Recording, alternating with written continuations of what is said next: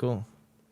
But yeah, I guess we talk about the Game Awards. I'll talk a little bit about Indiana Jones because I played it. And then Mark pretty much covered the base for most of the news last week. So really just going to be a post-Game Awards thing. You know, I guess kind of what's up with me and Mark this week and, you know, everything going on there. Any news on your end, Mark? Any cool stuff happen or, you know?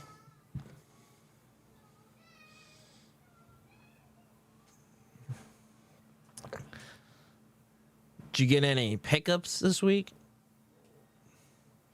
Cool. We can hit it now. We never hit it at the beginning of the show. Why not? Game Awards is going to take up most of it, so.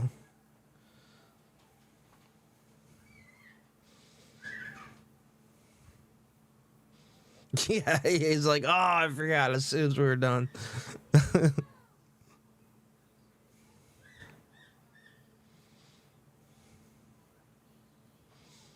Yeah.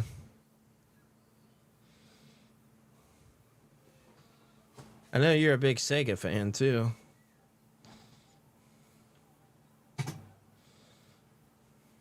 Sega does a lot of figures. A lot of figures. Is it from Funbox, the company? Because I have... Yeah, I think that's Funbox. Yeah. I used to have some figures from them. They got cool stuff.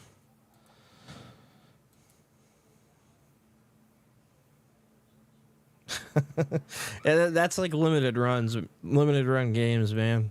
I'll be like, oh, I completely forgot I pre-ordered that.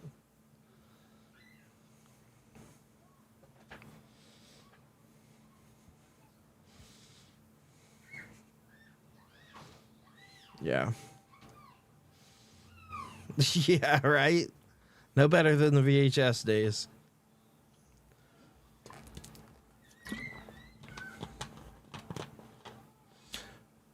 Yeah, I've been wanting to watch that.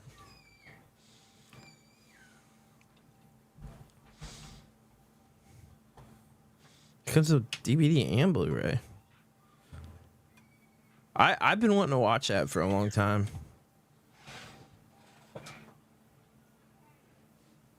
Isn't it based on a Super Sentai character? Or not, not a Super Sentai character. More like, not Kamen Rider, but some weird, because it was called like Gargantua Man or something, was what the source material was called. I don't know. It might not be it, but Jet Jaguar is still a little cooler.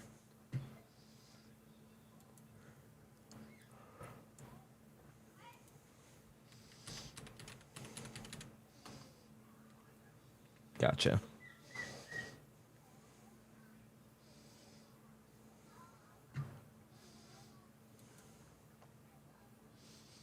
Are those two of the same movies? You bought two of them?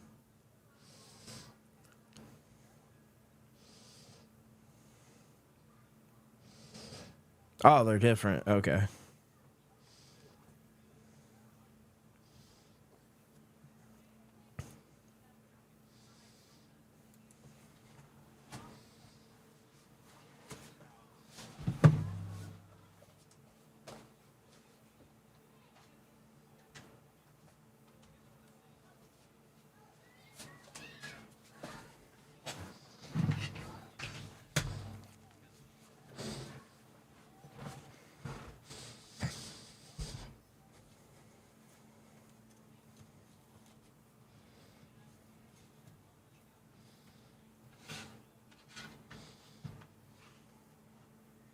Oh, so she's like a, what's the word for it here?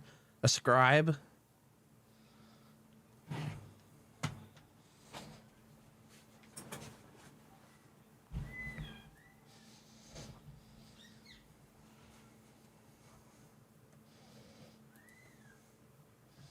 Oh, that sucks.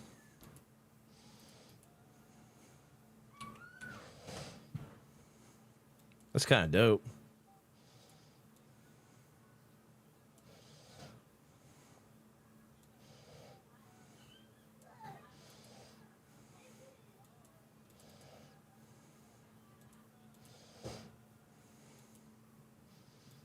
You find something heart-wrenching? That's shocking. I am shocked that you feel anything at all. I thought you had a black soul.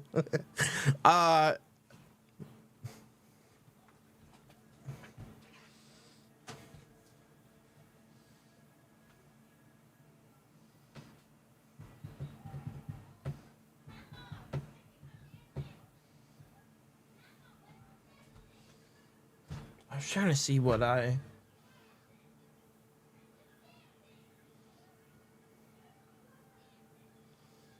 Oh, I remember.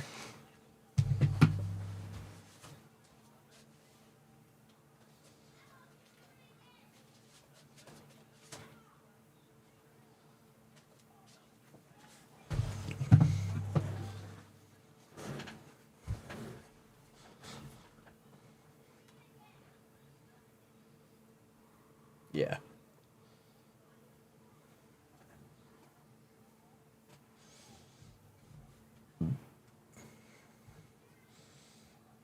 Oh, nice. How is it?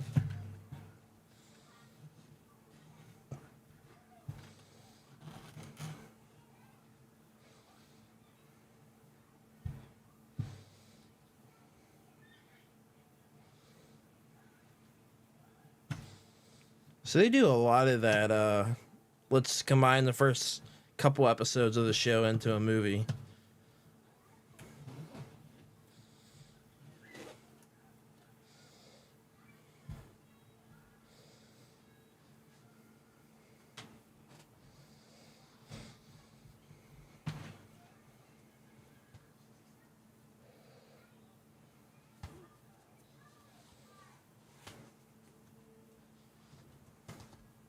Yeah.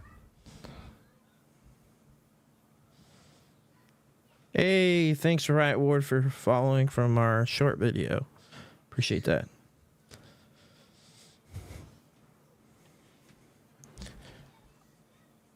Yeah, for sure. Sounds cool. I want to... it's hard for me to show anything because I just dropped a pickups video that showed everything off pretty much there. And then I'm filming another video with stuff that you sent out. So I just grabbed a couple of things to show. I can't sit here and show everything. Like, I want to do a video on it. I think it would do better justice. It'd be cool to be able to spend some time to talk about everything, but...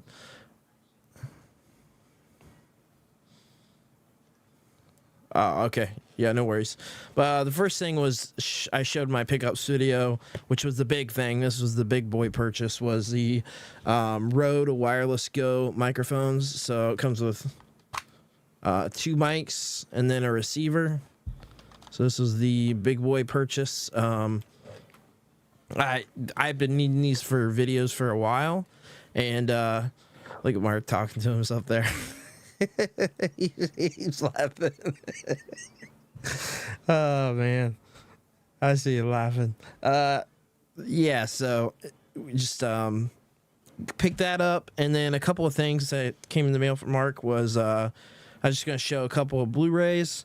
I love Blu-rays, love 4K Blu-rays, so I know, I saw you laughing back at me.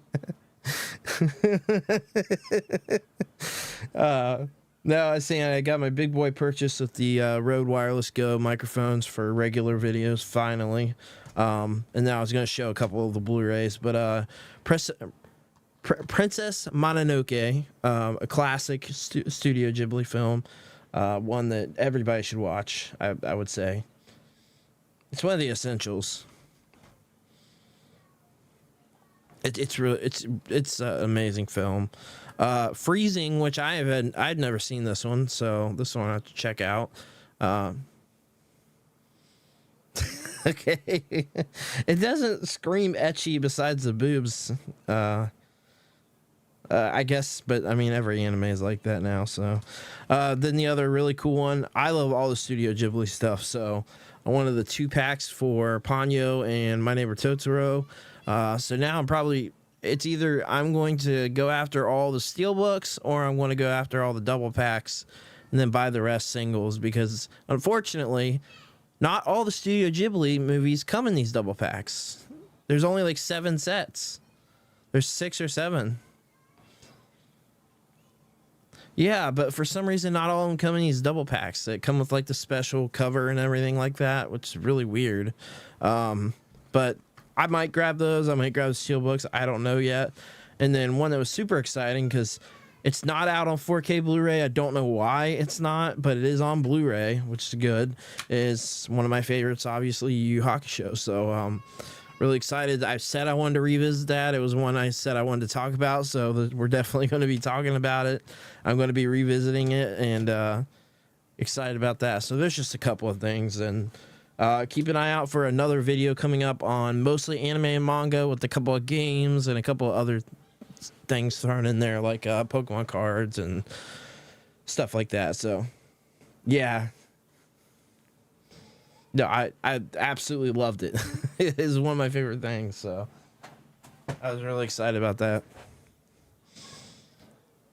Hey, that's what I said. Now you have even more reason to be able to do it and not stream it anywhere. So I'll tell you what, streaming anime kind of sucks, especially when you go to the illegal websites, because the quality is all over the place. You might watch like one of them sub 720p, like some of them they're so bad. It's like so bad. But meanwhile on Disney Plus you can stream 4K. Like it is. It's just like it's kind of a bummer that they're like all over the place. Like some are really good and then others are like really bad. I'm like Yu Yu Hakusho being one where, because I went back and watched episode 1 and 2 a few weeks ago. I was revisiting it a little bit, and then I was watching on a website and it was really bad, like really really bad. I was like, this looks like about 10 times worse than it looked like when it aired on Toonami. On a CRT. But I like watching anime on VHS, man. That's what they say. So I guess we'll go ahead and jump into the Game Awards stuff. Yeah, we got Naga's wife over here on TikTok, and then Space Love just joined in. So what's up, guys? Yeah, so I guess before we like get into like all the announcements, kind of we said a little bit before, but what did you think? If you had to rate it, we don't really like the rating scale, but if you had to rate it, what would you rate it?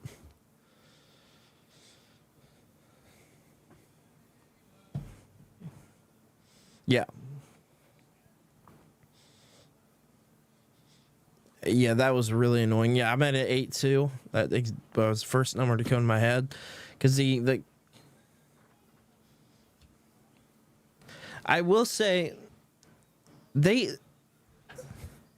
was, and then like the other thing that brought it down to me, for me, was there were too many live service games, like PvP live service games. There was like 6 announcements for those type of games. That they're not. I mean, that's the thing, is like, why are we still getting so many of these? Like, it's like 1 out of 10 actually survives.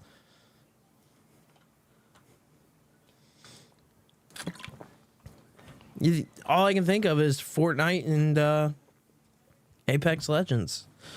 Well, I guess Warframe sort of does, but not the same way that Fortnite and Marvel Rivals is a huge success. Huge success.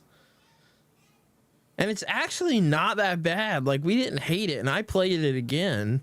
I tried it again. I didn't hate it. I don't like those type of games, like in general, but I did not hate it. And it's got like over, I think they reached like 25 million players already, which is crazy. Like, hit some crazy number. So it's like it's charting everywhere, and people are playing it and loving it. And I mean, I went back to it, and I don't even play those type of games. Yeah, it's an Overwatch clone, but it's a good Overwatch clone. I don't like Overwatch. Marvel Rivals, I was like, I get playing this with friends. I get it. So.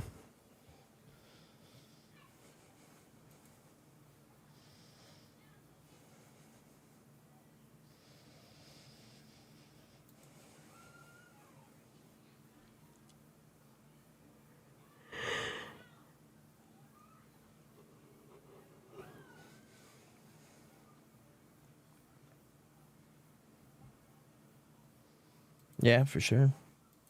Oh yeah, that's a good grab.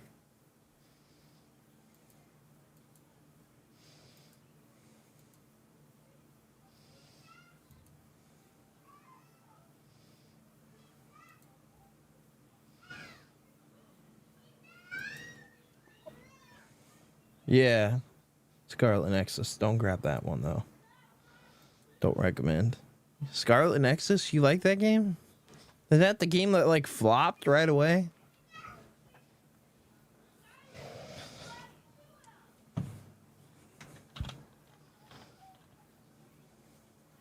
That's a lot of time for a game that flopped.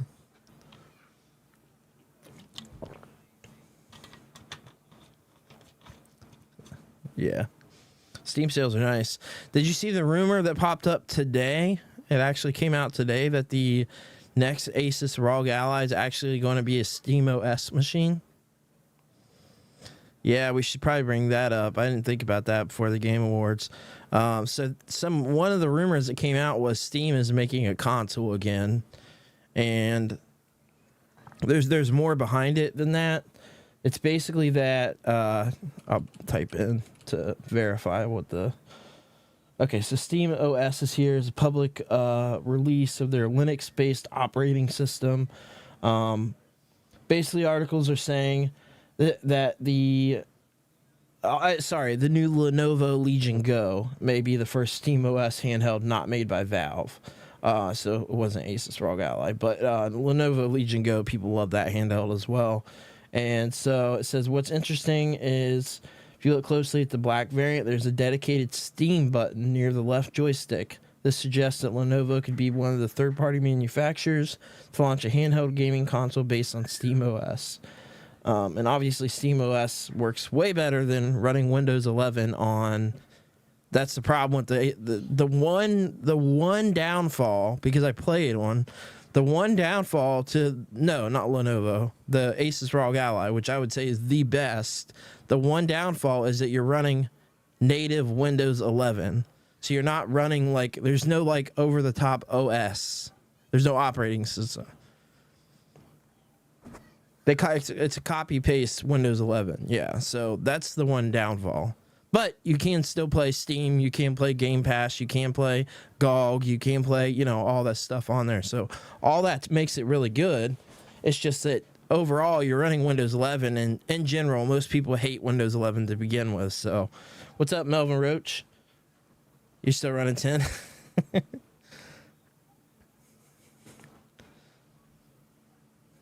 Yeah.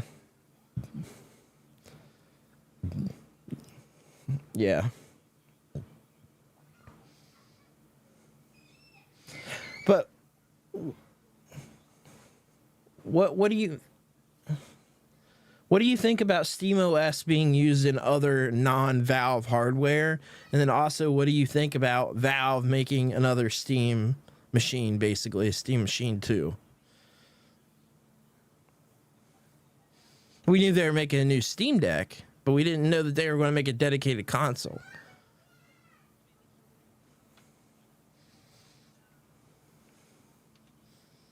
But it's like, just get a PC. That's kind of how I feel about it.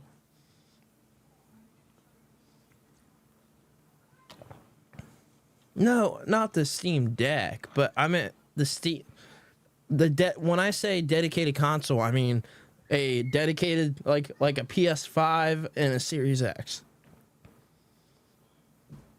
That's what I'm saying. What's the point? They've done it before. The Steam machine, I owned it. I owned that device.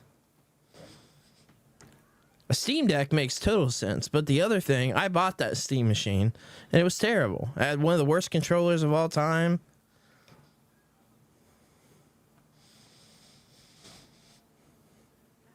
It just seems like...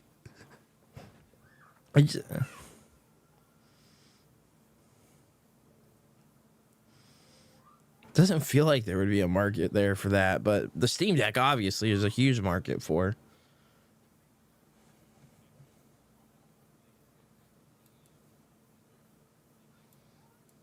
Are you? Yeah. It it could be. I don't know.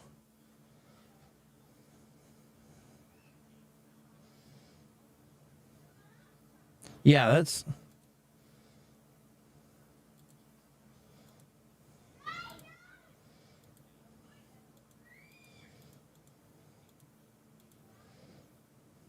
Yeah. Let me look here. Go ahead, keep talking. Yeah, hopefully we get some audio. We did something. I don't see the sound coming through. We did something different before the stream. We're using a new beta thing. So give me just a second. Yeah, maybe try. I think I figured it out. Give me just a second, guys. I apologize. It's a little embarrassing there. Go ahead and talk, Mark. Okay. Yeah, you're coming in. Okay. Oh, man, it's going to be fun for the audio part. Explaining that to everybody. All right. We got that. At least we got that fixed, and at least it was early on that we found out. But should be getting sound coming through because you're coming through my board and you're coming through my... Mark can speak. Can Mark speak? Woo, you can hear me now. It's not just me talking and nothing's coming through. But yeah, I mean, the SteamOS, I like the idea of that and other handhelds and other devices. I think that's kind of cool. Have you played a Steam Deck? Because like the OS itself, the operating system's pretty good. Like it works. The problem is I already have if I'm gonna be on the go, that's what my Switch is for. So I'll play Nintendo games more often than not on the go. So it's just neat to see the SteamOS and how it kind of controls because it works like a console basically.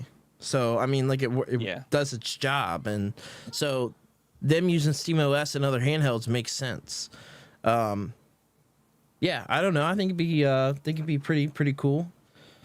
I 100% agree with that. But we do have one other huge thing to talk about before we get into the Game Awards because it's also like breaking news for today. So apparently we got an official accessory manufacturer came out with some images for the Switch 2. Some renders of their... So basically, their protectors, like they came out with it. They marked it as Switch 2. They said they're not answering any questions right now. And that was it. That was basically it. So I'm trying to pull it up real quick where I retweeted it. Yeah, I was trying to figure out. I retweeted something on it. You tagged me with so much stuff on me. I was trying to figure out. Oh, there it is. Yeah. Yeah, I saw this, but this was kind of confusing that they came out. Like, you can't tell me they're not like potentially breaking some kind of... They have to be breaking something, legal right? liability or some kind of ND. Like, what company is it again? Is it what's it called? PNP or dbrand.com was the link you shared with me. So yeah, dbrand. If this is true, like, you can't tell me they're not putting themselves in like trouble for this. Think they're putting themselves in a lot of trouble. Unless it's straight up, this just works for just the Switch itself, or it could potentially work for both. But it specifically says Switch 2. Then dbrand.com/Switch 2. Yeah, first of all, can't imagine Nintendo wanting to work with them, but like, you can't tell me they're not breaking some kind of this wouldn't open them up to like legal litigation. What's interesting said, hey, is we give you access to this, but you're not allowed to announce it. What I think people are ignoring as the actual device, the device covers the front of the console. Yeah, but the console, based on the actual dbrand website, it just looks like a regular Switch on the inside, to be fair. So they call it the Switch 2. Not the curves? Not at all. To me, it doesn't. No, not the actual case, but the render inside the case looks like a regular Switch. So it could be one of those. Not to me, because if you look at the Joy-Cons don't have a hump on them. The Joy-Cons are a flat back.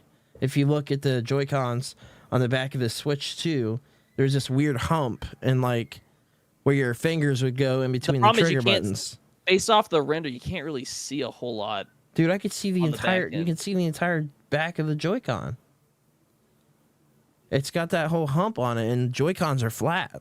Unfortunately, I don't use Joy-Con, so I don't have it on my Switch. I got a there's no way joypad, this is This is not some like just mock-up for it. Regardless, If it's like that's what the how are actual- they not going to get in trouble for this? Is what I want to know. That's the problem. You can't tell me they're not. First of all, Nintendo, they're gonna have to do their own thing, like third market or aftermarket moving forward. But you can't tell me Nintendo's not gonna go after them for this if this is like an actual design of the Switch 2, not just some mock-up that they've made on their own for what they think it's gonna look like. Yeah, it crazy. You can't just release this and not No. expect it to get in like legal liability. Remember when Switch game? Like cease and desist and some other stuff would 100% would come out. You would think so, yeah. Mr. Coffee. That's said, why I'm super skeptical on this being like legit. The thing is that D-Brand is a legit company that I legit own accessories from, and they're a verified account, like not gold verified, so like a verified account. Yeah, on that's why Twitter. this is the problem. Like they can't just come out and do this. No. This isn't a mistake. This is intentional. This can't is be like a intentional, for whoopsie. sure. Someone was stupid. You can't tell me that this isn't going to be a problem. Because 100%, Nintendo doesn't want anybody to know about this until they release it themselves. Yeah, The announcement. yeah. Give me And just a second, Mark. I don't want to get spoiled on it before it comes out. I think it kinda takes away don't from the either. fun of the actual announcement. That's why I've always, and like a lot of people hate a lot of these leaks and stuff like that, because like you want the whole purpose of the announcement is to be surprised and to find out then, not being like, oh, we already saw this, so it's not as exciting. Just because some random company decided, oh, we're gonna release something early. I did want to show off one more thing as well. As he goes and walks away and grabs it.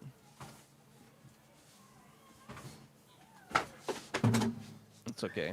We'll laugh at Brandon. Brandon's such a joker. He can't hear me right now. We'll make fun of him. What? Hey, welcome back.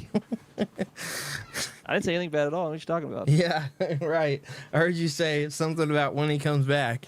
No, no. I crazy, man, about the D-Brand stuff. Wild. It really is. But I just wanted to show off, in case you haven't watched the video, you guys definitely should watch the video that I dropped with the pickups. But I wanted to explain last week why I was having problems. I've never built a PC before. Don't know anything about it. I'm learning as I go. First I put a CPU in, then I put a GPU in, but I picked up a 4090, a very fairly undervalued 4090. Like under market value, quite like a lot. So It's okay. The thing they didn't tell him about it was they used it for crypto mining, so nah, it's legit. It's good. I ran all the tests on it and everything. Everything's good. that's Why good. why would it matter if it was used for crypto mining? Because its lifespan would be drastically shortened. Nah. Like you're talking about just the wear and tear on the actual hardware itself. He said he That's had why it for 3 running- months and he had a receipt, so he gave me the receipt. No, that's and everything. why. That's why usually overclocking is such a big thing for some Yeah, people. but people do people even like it's overclock short. like that now, like they used to? People Because, still I mean, do, like, yeah. What's advertised now is basically like it's just not. Overclocking they is not what it used to be. No, the advertising says this is the base level and this is what it can do overclock. They'll advertise overclocking. You can still technically do it, but it's still technically extra wear and tear on the hardware. For, Right, you're wearing down an your, extra your 10% system. performance or 15% performance. But most people that overclock already probably have the money for the high-end gear, so they're trying to get the most out of the hardware.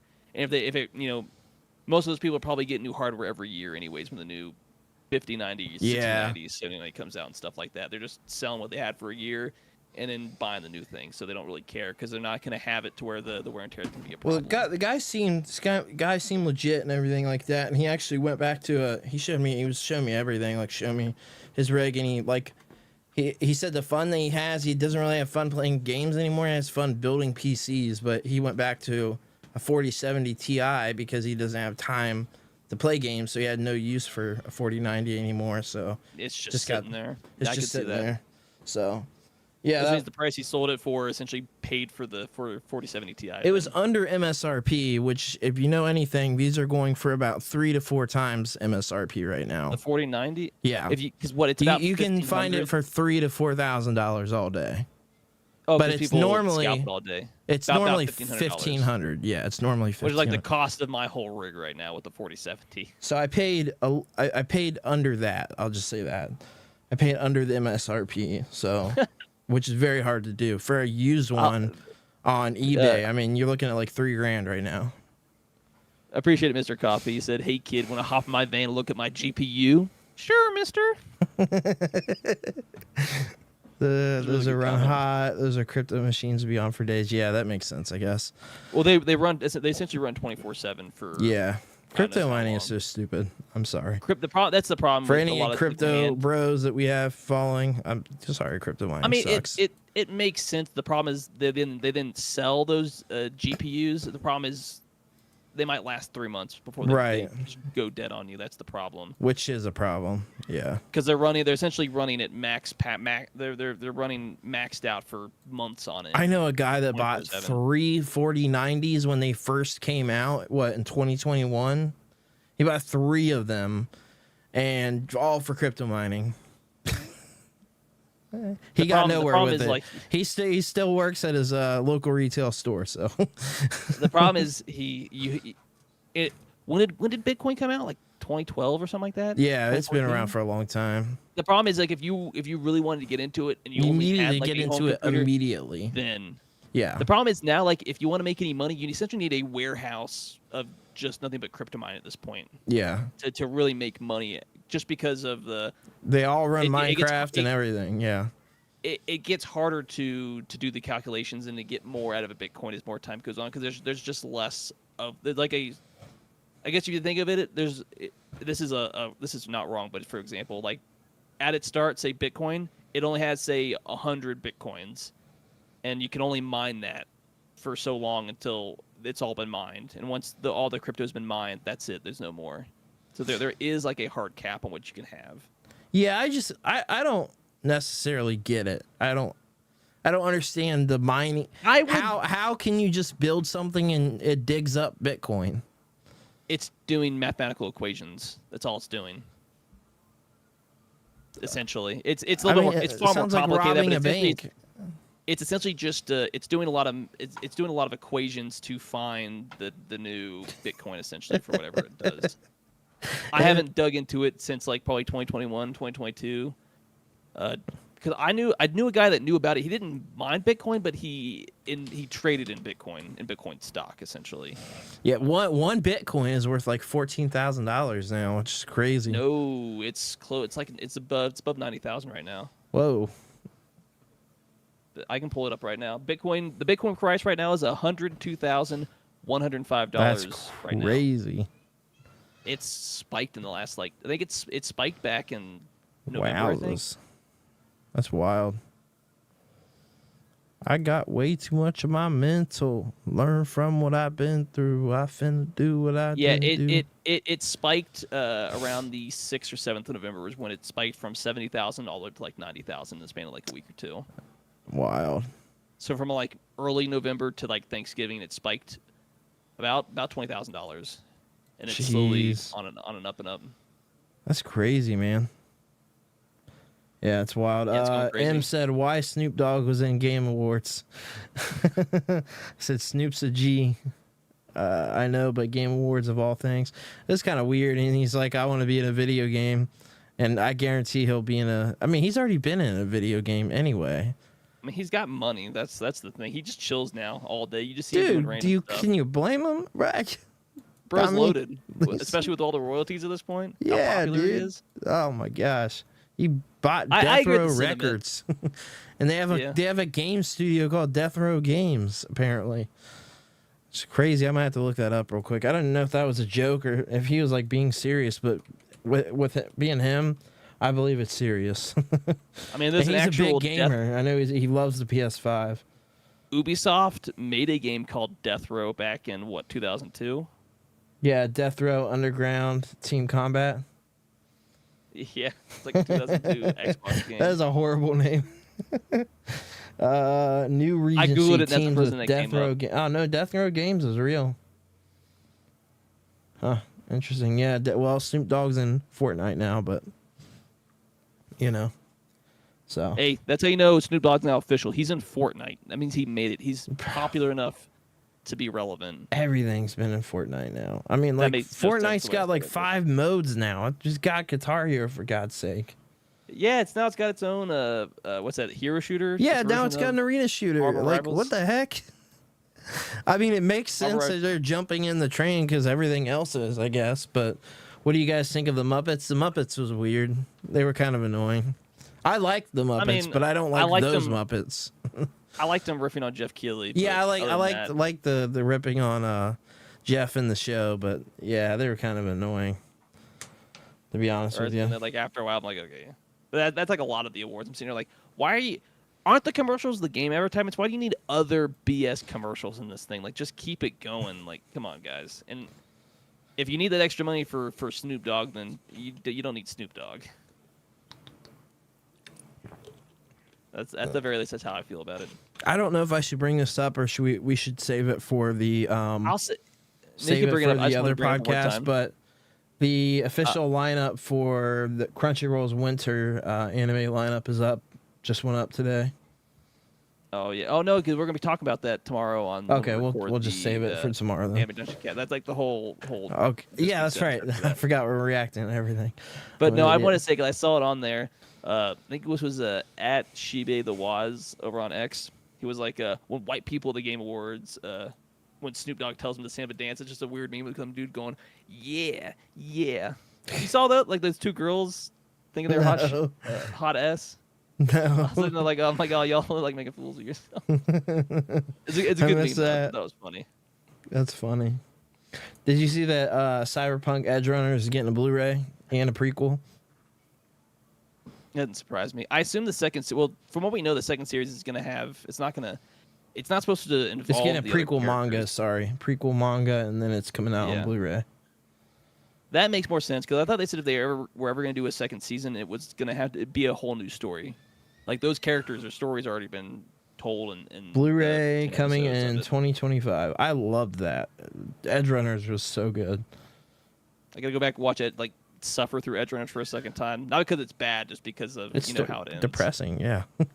Yeah. All right, yeah, let's go ahead and jump into the Game Awards. So what do we got first that we want to talk about with the Game I Awards? mean, you want to get into the big one with we new. we can jump Naughty Dog into game? just go through the whole show. Yeah. Yeah, I mean, this is technically starting at the end, but there's the a lot of the talk is with Naughty Dog's new game. What's it? Intergalactic: The Heretic Prophet. Yeah, I saw Grum's ripping on And this it's one a lot all today. around. It's all around the main female character, who, to be fair, has the butch, shaved, buzzed, androgynous look, which seems to be like what a lot Bro, of she people can are have talking about. cancer. We don't know what's going on. Well, she's shaving her head at the very beginning. Like, you know that much, but people are talking about like, oh, this looks like, if this is in this trailer, this looks like, it's going to be full of DEI essentially, just based off how they. God, I introduce hope new not, female because character. Naughty Dog is a great studio. They put out great games. I hope not, but what do it's I hard know? to argue with it. Yeah, it I is. mean, it's this is Abby 2.0 with the what's the meme 𝐁𝐫𝐚𝐽. That people go after Neil Druckmann for. yeah, Neil Cuckman. I mean, because the main character looks androgynous. She really does. She does, yeah. Which isn't always a bad thing. I mean, we just don't. Maybe there's a meaning behind it. Maybe I don't know. I mean, that's just Western gaming, to be fair, at this point. 'Cause then you look at what you get out of like Japan and Korea and China and stuff like that, and your female characters actually look like female characters, and then the West, they're kind of like Well, they look like they female look like characters butch that lesbians. are a little exaggerated in certain areas of their body. But it's a video game. Like, it's not real life. Nobody wants to play a game based off real life. They want that. You want that fantasy out of a game. You don't want to be thinking about reality. Yeah. Let's be fair. How many times have you cared to see yourself in a male character? Never. I Never haven't. once. You want to play as that muscular dude. You're like, man, I need to go to the gym more to look like him. I need to put some effort into my. Stop eating this fast food and stop being lazy. Go to the gym, work out, eat some good food, stuff like that. Yeah. Because it's a fantasy. Like a lot of these games, like you don't want to play as like a weak nerd who just sits on his computer all day, like we already do. You want that power fantasy. That's one of the reasons isekais and anime are so popular. It's that fantasy of going from a nobody to a somebody. Yeah. Going from a skinny, weak little nerd to someone who's ripped and gets all the ladies. Like it's the same concept. Like to be fair. Yeah, no, I get it. I guess we'll have to see. We don't know enough about the game. We really didn't get to see anything besides the main character shaving her head, and that was it. So it's a space game. You're hunting some guy. Yeah, but as far as the actual... like a bounty hunter type game, like it gave me Metroid, Star Wars vibes.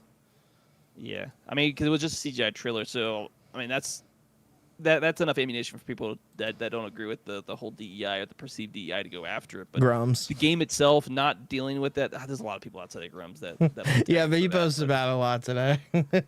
he's just the biggest, most well-known feature or the most public feature to go after. But the actual game itself, story-wise, you got a glimpse of it, and then gameplay, you didn't see any gameplay. It's all CGI, so. I can't remember. Did we get a release date window for this, or did they just say they're working I can't on even this? Remember. I'm looking. Because I remember getting the title, but they didn't even. I think it just said 2025, right? They've been working on it since 2020, apparently. So 2025 would make sense. 5 years. Because I was pulling it back up. Yeah, there's no actual dates, but they've been working on it since 2020. So I would say it's a safe bet that 2025 is. Probably the year. No. If we were coming 2025, you would have gotten the year on there, which means it's probably 2026 or later. To be fair. Oh, maybe. Yeah, it could be. It could be like a Starfield where we get it announced way beforehand and know it's coming, and then get disappointed. A lot of games that are coming out next year had a title of just 2025 for next year. If it was coming out next year, why not tell people? Yeah. What do we got next? Let me pull it up. This is going back to the beginning of the show. We finally got. Well, we know they've been working on this for a while, but our first official look at The Witcher 4, which you get the feeling that Ciri's going to be your new main character, not Geralt. We do know Geralt's going to be in the game to some degree, but it looks like Ciri's now going to take over the new playable character, which kind of makes sense. Geralt's story was kind of wrapped up in Witcher 1 through 3, which is a great game, and I don't know. CD Projekt Red has yet to really let us down. Like they put a lot of work into fixing. They let us down, but they but turned Cyberpunk it is around. Still a good game. Yeah, Cyberpunk is still a really good game, especially with the Phantom Liberty DLC that came out last year. Yeah, they've yet to actually put out a bad game, so I can still be somewhat hopeful in that aspect. Yeah. Obviously, like before, it's a CG trailer, very reminiscent to the trailer we had for The Witcher 3, as far as the fighting the creature, the whole introduction stuff. Yeah, because it's all CG, but this is just verification. They're working on it, and we knew this game they were working on. And I think this one was fairly similar as far as I don't know if we got a release window for this. Yeah, I don't remember getting a release window on this one. I was pulling it back up just to verify. But I think it was just they're working on it, and this is just one of those, a trailer, which means it's coming eventually. I was just trying to verify. Because realistically, I think this game's a few years out still. They didn't give us a release window, but I think probably 2027 would be a realistic window at this point. I would say 2026. I think. But well, I mean, either one. At best, they've been working on this game for a year. Phantom Liberty came out last year, and that's a fairly large DLC for Cyberpunk after years of fixing. Yeah, but they got teams separated and stuff for them. So yeah, but you mean this game probably didn't, kind of like with Witcher 3 to Cyberpunk, until the previous game's DLC is fully done. They aren't 100% in full-on production, which means this game has at best a full year of full-on actual proper production been going into it. So I think we've probably got another 3 years before this game comes out. I think that's a good guess. That's you definitely can't go wrong with guessing that. I think 2027 is a good window, just because you'd rather them work on it longer than cut corners and have it come out sooner. Yeah, no, I agree for sure.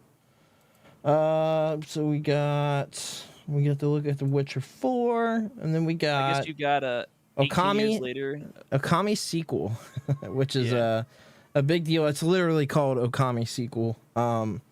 Finally in the works at Capcom, and the original director, which was Hideki Kamiya. Sorry, Hideki Kamiya. Took 18 years. We did actually get another Okami game called Okami Den for the DS, which for some reason are like disregarding, which was a sequel to the game. I never had this on I think it was the PS3, but I had the HD version they put out on the PS4. Yeah, which is really good too. Yeah, the Wii. I still prefer to play on the Wii because I have the HD version too. But there's something about playing it with the Wii with the nunchuck controller and the things that you do with the painting with the Wiimote. That it's just crazy. This game originally came out that they re-released on the PS4. I don't know if it came out on the 5 as well, but this was like a Wii game, Wii era. It came out in 2006. Yeah. It took almost 2 decades to get a sequel for this game. It's crazy. I mean, what year did Okami Den come out? Okami Den? Yeah, that's the game that came out after. Came out on the DS. Okami Den came out in 2010. 2010. So it's been basically 15 years since then. Crazy. That's more of like a side game, not an actual mainline game. So as far as like mainline, the original game is not a mainline game. This is more of like a spin-off game. Yeah. So definitely super excited. That was one of my favorite announcements of the entire show. I wonder if they're going to stick with sequel or that's just a placeholder for now and they're going to I bet they stick with it. I bet they stick with it. It seemed like it was going around everywhere today that was called Okami sequel, and Jeff Keighley retweeted something again today kind of confirming the title because people were asking questions like if that was the title, and he's like, yeah, he like named it as the title, Okami sequel, which isn't. I mean, it's weird, but it's not bad. I mean, it's kind of cool. I think it needs to be changed. Okami 2 would sound a lot better than sequel, but I mean, it's Capcom. It just sounds more Japanese. I don't know. If it was Japanese, they'd give you the Japanese word for sequel. Look, Mark, I can't do anything to make you happy. Mr. Coffee said, "You can't make me happy. I need something to complain about."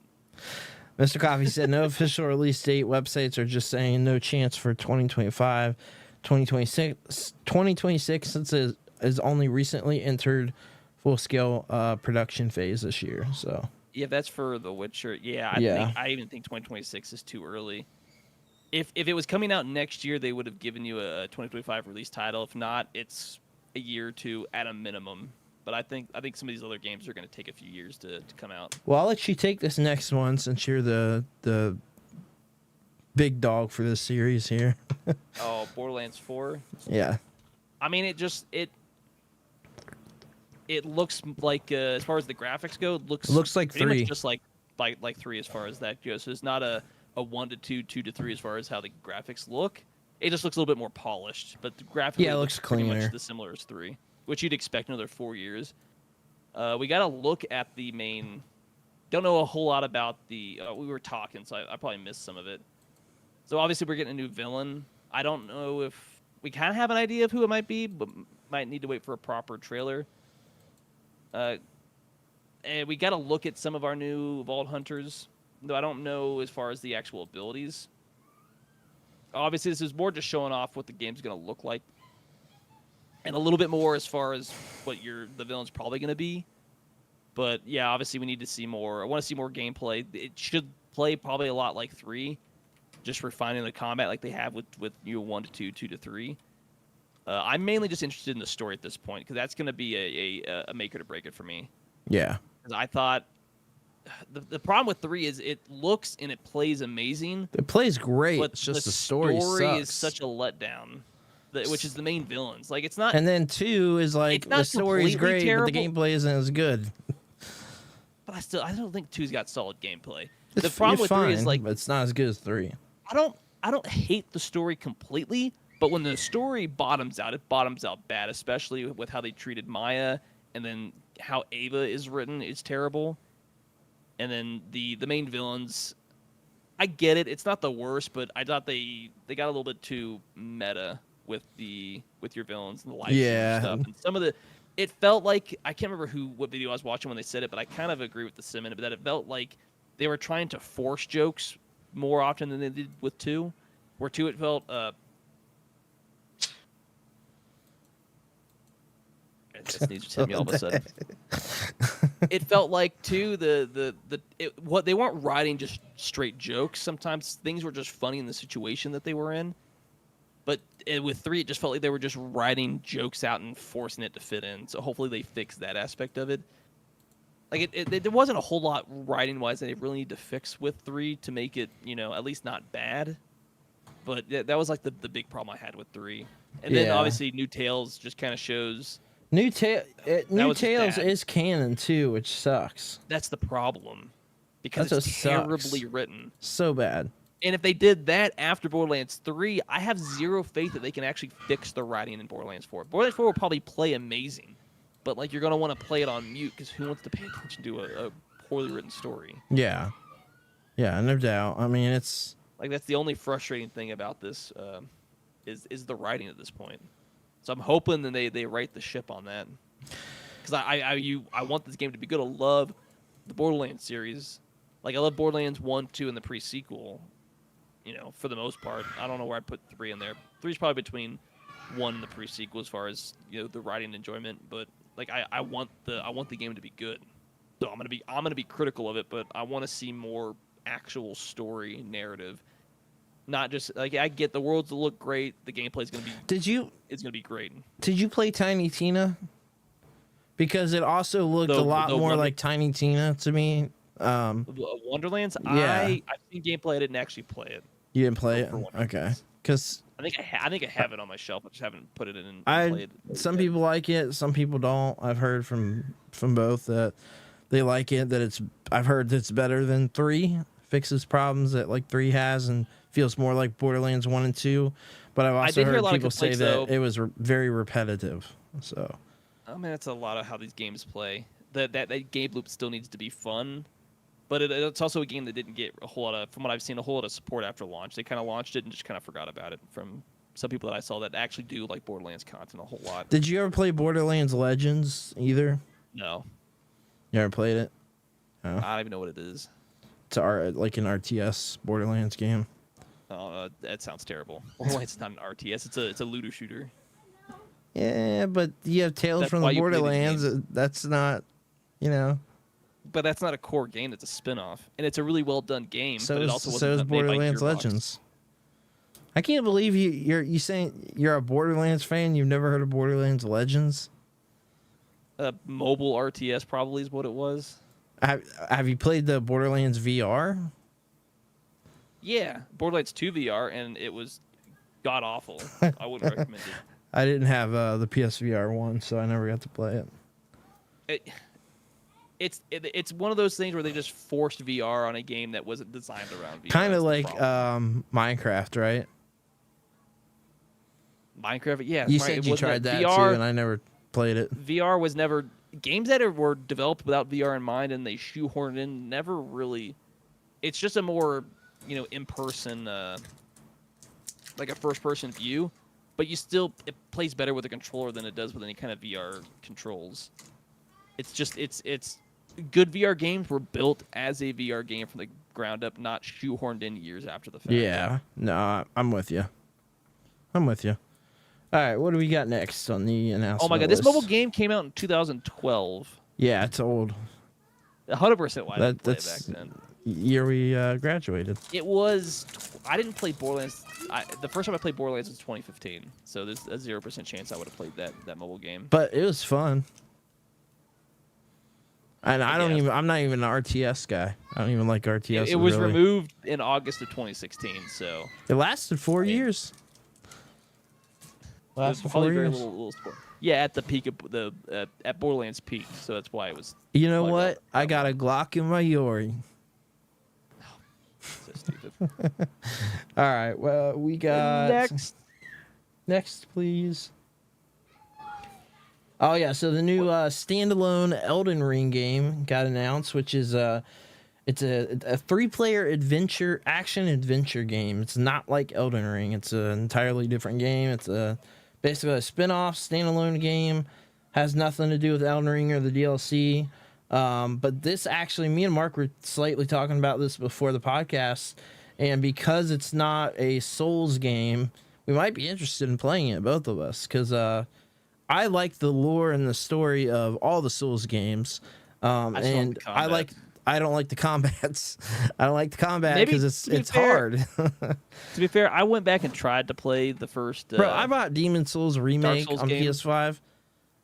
I bought that. It came out around launch of the PS5, so I bought it and tried it again. I played it on the PS3 and couldn't get anywhere with it. I was even worse with the remake for Demon Souls. So bad. I played every Soulsborne game. Haven't beat any of them but 2. I beat Dark Souls 2, and that was it. I'll watch videos on it for the story, but from what I understand, it's rumored that it's supposed to be From Software's take on the Monster Hunter type game, essentially. I'd be in for that. People are expecting it to play. So, yeah, I mean, it sounds like more of something that would be up our alley, like an action adventure game like this. And I like the lore and the setting of Elden Ring, and I like the whole medieval monster aspect of Elden Ring. Yeah. Like, I like all the stuff about Elden Ring. And Elden Ring is the most playable of any Soulsborne game there is. So, like, this would be like the entry point for anybody to play. This is like a low level Souls game. So this is kind of like it's Souls-like games aren't rage-inducing, but they are to me, and I don't do. Oh my god, they're rage-inducing games. Are you kidding me? They break controllers and TVs all the time. They break controllers and TVs if you don't have like self-control. You say like, I want to throw this, but this controller costs $60. I'm not gonna throw it. Like, I can see you doing it before I could, though. I'll just rage quit a game. I've never rage anything with a game. I mean, I've rage quit, yeah, but I've never like thrown something or gotten angry and like. Bro's never played Rocket League before. He doesn't know how ragey I get at a game, which are usually competitive games. That's the problem. Yeah, that's the problem. Mr. Coffee said he just beat Demon Souls this year on PS3. Nice. Yeah, I couldn't beat the remake. Couldn't beat the original. I kind of gave up. What we got next, Mark? I mean, well, technically, what's it? Helldivers 2 is getting an update. It was a whole expansion, right? Yeah, so which is not surprising until it's a live service game. You'd expect them to bring new characters. All it really did was like, hey, maybe we should actually hop into this game and play it for a little bit. Yeah, I think we need to play that soon because I need a reason to pick it up, and I've been wanting to play it anyway, so it works for our Saturday streams. An actual good co-op game, if you really want to talk about that one, was the Split Fiction game. That looked really cool. Very similar to like It Takes Two style of game. Yeah, it's a co-op only game, so you have to play with somebody else, which is really cool. The question is this like couch co-op, or can it be like online co-op? Yeah, I was wondering. If this is like an online co-op, this would be great to play. This would be an awesome like Saturday stream game if that's the case. I wonder if it says anywhere here. It comes out in March, so it's about three months away essentially.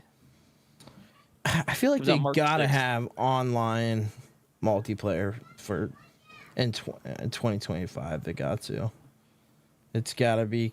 I feel like it can't be couch co-op only, because even It Takes Two you can play online, right? Yeah, I think it would have to. Yeah. So I was trying to that might be a fun one to do because it looked good. I'm watching the trailer back. So yeah, it's coming out. It's coming out on PS5, the Xbox Series X, PC via Steam, Epic's Game Store, and the EA app. Yeah, it'd be a good PS5 pickup if it gets physical. It looks like a lot of fun. Yeah, so Games Radar is reporting that, like with It Takes Two, there will be a Friends Pass available. This means that only one of you will need to buy the game in order to play it together online. So it looks like they'll have online. It's also saying the Friends Pass will also have cross-play between PlayStation, Xbox, and Steam. Something that It Takes Two didn't offer. So one could be on PC, one might be on a console. Because I know you prefer console, I prefer PC if it's multi-platform. Well, now I'm starting to prefer PC, but it's just like if I'm going to buy a game and there's a physical of it, I'll get the physical before I buy it digitally. Oh, that's one of those. I'll buy it digital and then I'll wait for a sale or buy it used physical. Like GameStop and stuff like that. I'll wait it doesn't look like it doesn't look like it's pushing the limits on PC anyway. So to be fair though, like I don't like to buy. I won't buy spaces like a premium. I won't buy anything physical. I'll buy games that I absolutely like physical. If it's one or the other, I just got to go physical. Well, I just don't like physical. Or I just don't like digital. So I'll buy it digital on PC on Steam, and then maybe down the road a little while later, I'll buy it physical, just to have it physical. But I mean, PC is my preferred platform. But if it's like a Steam sale or something, like but at full price, at launch. I'm gonna buy a physical copy of this because if I end up not liking it, at least I can sell it or get rid of it or something, and get a different game, stuff like that. Or GameStop now you can like straight up return your games, so you can open up your game. You got 30 days to return it. If you have under 2 hours played, you can refund it on Steam. Yeah. But you have to be under 2 hours for it to be a guaranteed thing. Yeah, I feel like 2 hours isn't enough. But I'm 100% looking forward to that. Yeah, for sure. It'll be a fun game because we haven't been able to play a game like this before. So yeah, we haven't. And there's a couple games out there like that. There's that A Way Out game where you're two guys breaking out of prison. It's the same thing. Play with the other person. We also got the director of Ico and Shadow of the Colossus. We got their next game, which doesn't have a title. It just shows like a mech floating head in it. We just really don't know anything about it at all. It was just kind of didn't mean anything to us because we don't know anything about the game. But it visually looks very, very good, and it. If it's anything like Ico or Shadow of the Colossus or any of those games that he did, 100% it's going to be. It's going to be. It's going to be. It's probably going to be like a 10 out of 10 game, because those are. I'll say this. What I would say. Because I thought about it gaming after the fact. perfection. Looking at the trailer after the fact, where he's standing on the robot and you got that weird black-looking creatures or ink coming at him. Yeah. 100%. You know what that reminds me of? What? The dream sequence from the Final Fantasy movie. They came out like 20 years ago. You know what I'm talking about? Advent Children? No, The Spirits Within. Oh, yeah. I remember that. That is like Final Fantasy in name over. 100% it looks like it's drawn inspiration from that movie. It might just be me, but that's what I thought of. I mean, it could be. As much as I know Final Fantasy fans hate that movie, but I like that movie as a kid. I like Advent Children a lot. Did you ever watch that one? No, I didn't. That one's really good. I do have a movie, I think.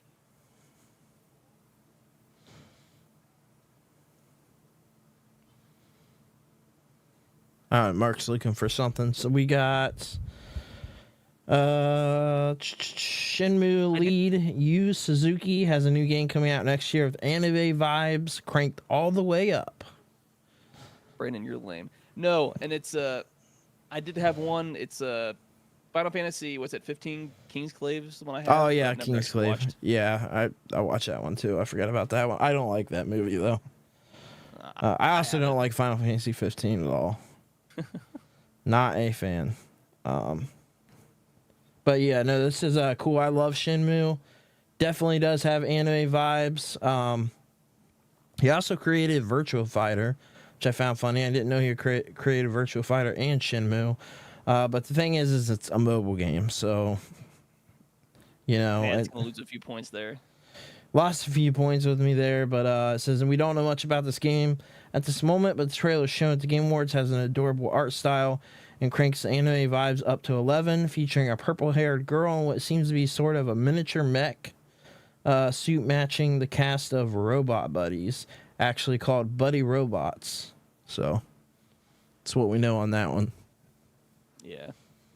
As well as another smaller game that I didn't care for, but it's another PvPvE. What's that? Thick as Thieves game. Den of Didn't really Thieves. leave a whole lot. Yeah, Thick as Thieves. Thick as Thieves. Oh, sorry. Yeah, I didn't care for it all that much. Nah, in the trailer. it I was didn't not interest impressed. me much. I It mean, looked like another. I don't know. It kind of looked like Unreal Engine 5 slop, really. it kind of does. Just That's just a personal doesn't look opinion. interesting at all. But yeah, figured to mention that one at least. Maybe I might change my mind later on, but initially I didn't care for it. But the next one I'm very excited about. We got a new Ninja Gaiden announcement. So this is the first 2D Ninja Gaiden game in 29 years, and it's a Metroidvania, which is 95. crazy. 100%. So excited. I saw a whole bunch today. It's called Ninja Gaiden Ragebound. I saw a whole bunch of tweets about this game today, people that were working on it and were like, hey, I can announce that I've been working on this game, and I actually know one of the people that are working in the art department for this game. So they're one of the lead art directors, and it makes total sense because .emu is involved with this, and they do a lot of you'd have to look them up, but they do a lot of like almost indie-esque games that are in this Metroidvania vein. So it makes sense. They've kind of got Metroidvania down to like a perfect science, essentially. And it has a really cool anime like opening. Basically, I'm assuming this is like the opening for the game, but it's got like a whole anime for it. I'm just really excited to play this game. I can't wait. It's been a long time since we had Ninja Gaiden like this, and it looks really good, and I love Metroidvanias, and I love that they actually like put the time into making like an anime opening story to it, stuff going on throughout it. You know, I'm just watching it back here, and just looks really, really good. I mean, the fact that you're just getting another Ninja Gaiden game, an IP, especially on the 2D side, you thought was just like forgotten for all of time. I mean, .emu and 𝐁𝐫𝐚𝐽 obviously are collabed in this one, so it's coming out on PS5, Nintendo Switch, Steam, and Xbox. So summer 2025, so just around the corner. Yeah, and talk about a game that came out like this past summer. Final Fantasy VII Rebirth is finally coming to PC January 23rd. I still haven't beat it on PS5. I'm still actively playing it. But hey, now you can get it on Steam. Yeah. Eventually I'll beat it. Hopefully it's not gonna be another one of those crappy ports that we seem to get from Sony. I know, that's what I'm worried about, because it's such a good game, and the Sony ports are just so hit or miss, whether they're good or not. You just don't know. Like a game like this, like I would want to play on I already have it on PS5, so I'm not going to rebuy it. And I'm halfway through the game. Like I'm actually through the halfway point. So I'm not going to rebuy it. But a game like this, I would have liked to have played on PC rather than PS5, because, 120 frames, stuff like that. Even on the PS5 Pro, you do have Pro enhancements, and it does look way better. It runs better. It just performs better all around. But still on PC, you have more options. Like if you got a 4090 or a 4070 Ti and up, basically, it run pretty dang good on the PC. So, because I was trying to see what they had on Steam. They had Crisis Core Reunion. Yeah, that was the one I told you need to play. I was telling you about that last night. They've got Remake Intergrade, but I didn't see the original 7 remake unless it's one of those games. Remake Intergrade is the original. The original? Okay. It's the PS5 version of it. So they just made it. They remastered it and added content to it. The titling is confusing. That's the problem with some of these games. There's no proper, Intergrade, essentially what they did is they remastered the game, but they added additional story on at the end of the game that ties into Rebirth and then Crisis Core Reunion. So, yeah, and apparently you can get Ever Crisis as well. It's free, but it's mixed. Ever Crisis. Yeah, I don't know what's that? Is that the PvP game? Who knows? There was a weird. But it's glad because all the other games have made their way. So it's that weird PvP game. As well as it's for phones. Yeah, let me pull this up real quick. So it comes out January 23rd. Through January 23rd, if you buy it on Steam, you can get it 30% off. So it's $48.99 instead of the full $70. Not bad. Yeah, So it's still a I mean, a little $70 bit of game on incentive PS5. There were a bunch of sales for Black Friday though, where it dropped down to 30. Yeah, it's still 30% off. Like if you got the Rebirth Digital Deluxe Edition upgrade, it's 30% off from that $90. So it's like $63 if you wanted that extra little upgrade. Yeah, for sure. But I definitely recommend checking out Intergrade and then Crisis Core Reunion for sure. 100%. $100. Money. What? All right, what do we got next? We got a Power World update, which looks really good. I'm glad. This is more like what you'd want Pokemon to evolve into, but Game Freak just says, no, here's my broken middle effort game. Give me money. Anyone remember PS4 Final the... Fantasy Type 0 HD? Yeah, I have that. That was the first Final Fantasy game you ever played was Type 0 you were telling me that. Hated it. Yeah, it was horrible. I don't even have it anymore. I got it's rid not of it. good. It's a terrible game. Yeah, it does not represent Final Fantasy very well. I got less than 2 hours into that game. But no, Power World's main upgrade, Fay Break, is coming out December 23rd. I got way too much of my mental. Learn from what I've been through. You could say that all afternoon.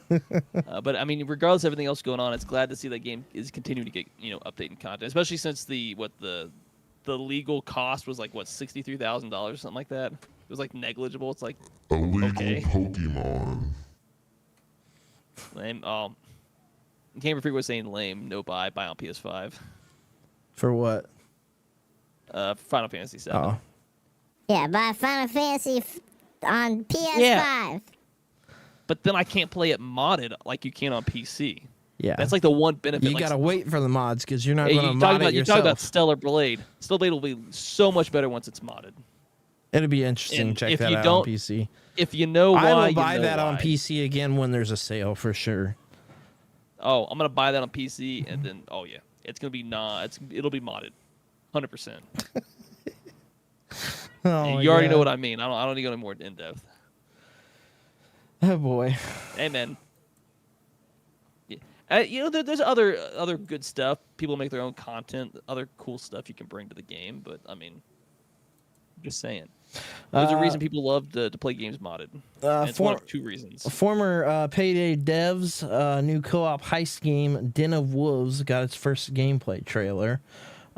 This was the game I was mixing up earlier with the Thieves game. I was getting them mixed up, but it says as a strong reminder, this year has been a strong reminder of how popular co-op games can be, like Helldivers 2 Power World. It looks like the developers GTFO, a team of veterans from Payday, The Heist, and Payday 2. Now it's Den of Wolves, a new sci-fi take on the co-op heist genre. They say sci-fi. It's more of a. I will say this: Payday game. 2 launched crap, garbage. It launched with less content than the first game had. Made no sense. Like way less content. Less effort. It was like they hit the reset on Payday 1. It's like, okay, you can play Payday 2 with no content on it. I was like so mad, man. I used to like to play Payday. I would be mad, but I didn't waste my money on the game, so. You don't even play games, Mark. Oh, okay. Okay. Okay. What we got next? Let me pull it up. I mean, I guess I wanted to gloss over it. Yes, The Last of Us Part 2, this game that came out like 3 years ago, is getting a remaster. As well as it's coming to PC. So it's like there's like no news there. Wait, it is getting a remaster or remake? Like Part 1? It's getting a remaster for Part 2, and it's coming to PC. I knew about the PC, but I didn't know that it actually got announced for the remaster part. Because they can't help themselves but release the same game 3 times in under 5 years. With I know. Upgrades each time. It's so frustrating. It is. It's like such a waste frustrating. of money. It is very frustrating. I will say The Last of Us Part 1 was the first game I tested on the PS5 Pro, and it looked amazing. It performed very well. But it got a remaster it was an excuse a year for me. after release. Yeah, I mean, Like, that's the I problem mean, with that game. it came out on the PS3, got a remaster on the PS4, and then a remake on the PS5. It makes no sense. It's a cash grab. Here's a cop layer of paint. Give us And then more money. That's all it you was. know the worst part of this? You know the worst part of this whole thing? There was a Firefly edition of Last of Us Part 1, the remake that came out, and I wanted this like collector's piece. It was called Firefly Edition, only on the PlayStation Store. Sold out immediately. Right away, hits eBay, $500, $600, $700 for a copy of this game that was $100 MSRP. All it did was come with a book inside of a basically like a little package. That just screams scalpers just artificially jacking up the price online. I was so mad, and you still can't get it because unless you want to pay like $200-$300. I'm like, no, absolutely not. No. Absolutely not. Made me so mad. I wanted to get that. I like The Last of Us, especially the first game, but it's like that was totally unnecessary. Now, if they had skipped the remaster on PS4 and then remade it on PS5, that would have made sense. But they remastered it and remade it, so like it didn't make sense. You know, You're just sitting here just two baffled. systems later to remake it is not. There's nothing wrong with that. But when you can still play the remaster on the current system, and then you remake it too, there's problems. So it didn't need it. It's just like not like I could bring it to literally PC, pop that fire it, remaster in there and play it just fine. But nope, let's remake it too. And it sold. minimal effort for more money. That's the problem. Another old game is coming back with what's it, Drifter? Yeah, the initial No, not Drifter. drifting game. It's Screamer, essentially a anime-esque or anime-styled racing game, Kind of like which seems initial pretty D. interesting. I mean, they brought up Initial D in name only. Initial D has its own games if you actually care for that. But I mean, it's interesting. Didn't actually see any gameplay. This game doesn't come out till sometime in 2026. So this is it's basically still a Fast and ways to Furious go. Tokyo Drift. What it looks like. It kind of does, doesn't it? Looks like a The best futuristic Fast and Furious cyberpunk-esque game. I mean, movie. Japanese anime racing game. Interesting, we didn't hear anything new about Sony's Fair Games competitive heist live service game. I didn't even know about that. Did you? Yeah. No, I never heard of it before. Huh. I have to look that one up. What's up, PlayStation Shabby? They're in the TikTok and user 2081012625698. Literally. How's it going, guys? What do we got next after Screamer? Let me pull it up Oh, real so we quick. got the Oh, yeah, it's another like co-op game. Stage Fright. Yeah, I was less. This was like- enthusiastic for this one. yeah. More kids-esque game. Yeah, it seemed like a more targeted at kids co-op style game, in the vein of like A Way Out and stuff like that, Yeah. like that sort of thing. It didn't look bad. Definitely, I like the animation style. It looked like it was maybe more targeted at kids, but who knows? Maybe it'll be good. But yeah, I didn't.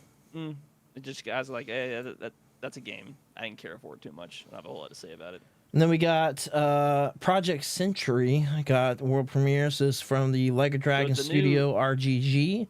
Reveals its first new IP in 6 years, and it doesn't look like Yakuza, and it's set in 1915 Japan, which that right there made me interested. I mean, to be fair, I like Japan period pieces. well, I mean, this studio only does the Like a Dragon / Yakuza games, so it's gonna fall within that game series. Just don't know how. It says a brand. narratively, It's a new IP, so I don't know. It says a new IP. I don't know. I still think it's gonna tie into the whole Like a Dragon series / Yakuza, whatever you want to call it by. I don't think they've ever made a non-game that's in that series, though. It says Ryu And it looks and plays like it. Toku has revealed a brand new IP, which for the first time in a long time doesn't look a whole lot like Yakuza at all. I disagree with their take. It looks like a more refined combat style. It looks and plays a lot like the Yakuza. I don't think Maybe it's not going to one for tie one. into Yakuza, but yeah, I can see where you can see some Yakuza in The it. gameplay 100% looks like those games. Maybe Yeah, not. it does. It's not it's not a one for one, but you can still tell that's It looks if you've like ever it. made a when you make a style of game for so long, even if you do something new, it's still going to have its roots in the way your other games have played in the past. That was the game where they work in teams, robbing a bank, and they all were wearing weird masks. I think. Were you talking about A Way Out? That was the other Or game that he brought up. oh yeah, probably.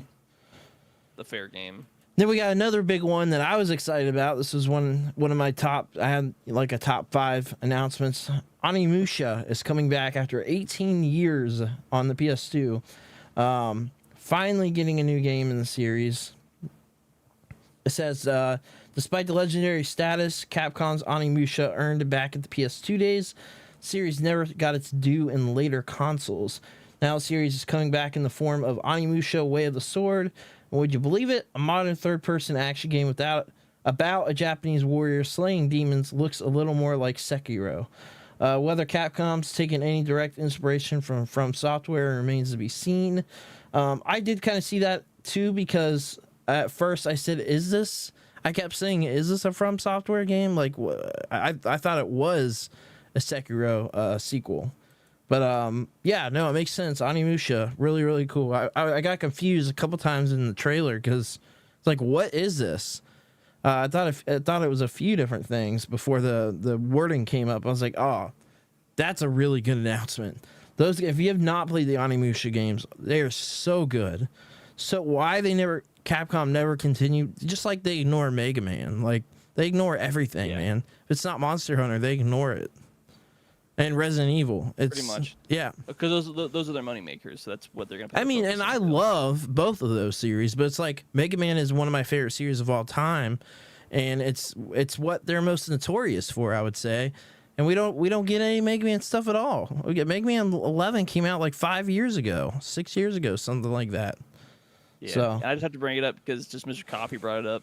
The Ryuga Judgment Gotoku studio. They've worked on Like a Dragon since 2012. They also worked on Binary Domain Judgment. From 2019 to present, they've worked on Super Monkey Ball, and then from 2021 till now, they've also worked on Virtua Fighter. So technically, they've worked on other games, but the bulk of what they put into is the Like a Dragon series. yeah. I didn't know they worked on Monkey still, Ball. And it still looks like it looks and plays like the Like a Dragon games more often. Which than not. I don't know anything about Judgment because I've not played it, so. Makes sense because it's a studio, so. We also got a new gameplay trailer for Splitgate 2, which looked really good. Did you have any thoughts on this one, Mark? I never played the first one, so it didn't jump out like some people. I wasn't like a fan of the series because I never played it before, so I didn't know what to think about it. It kind of looks like another take on the whole studio or the arena fighter, the whole like 5v5 type thing or the free for all. It's more of Halo and Portal put together. It's more of a Halo game than it is like a arena shooter. It's more, the maps are more like Halo, the gameplay is more like Halo. It's just you're mixing in the whole Portal stuff, which is where like that's what separates it from like say a Halo. But it plays like Halo does. It actually plays like that, and it also plays like kind of like Half-Life, kind of like Team Fortress 2 in gameplay. But I mean, after a while, a lot of the shooters tend to start playing the exact same way, though, after a while. And Yeah. with modern shooters, they all kind of play the same. So the whole teleportation is going to be the real gimmick that's probably going to make or break this game compared to, I don't know, something like Marvel Rivals. Or The first one did very Overwatch, well, and like I that. liked it. And I normally don't like those type of multiplayer games, but it captured me when it came out, and I really liked it. So It's just a really competitive market with those shooter games, so... what else we got? Like the last one. Oh, yeah, we did get a new trailer for the Outer Worlds 2, finally.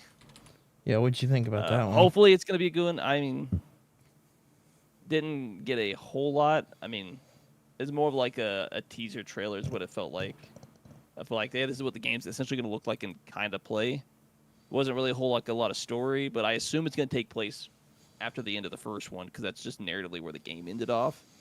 But, I mean, I liked the first game. It wasn't like a super long game. Didn't overstay its welcome, but it's still an enjoyable quasi-comedic game to play. So As long as it's more of the first game, just continuing on the story, I think it'll be a good game. But I mean, I'll wait and see.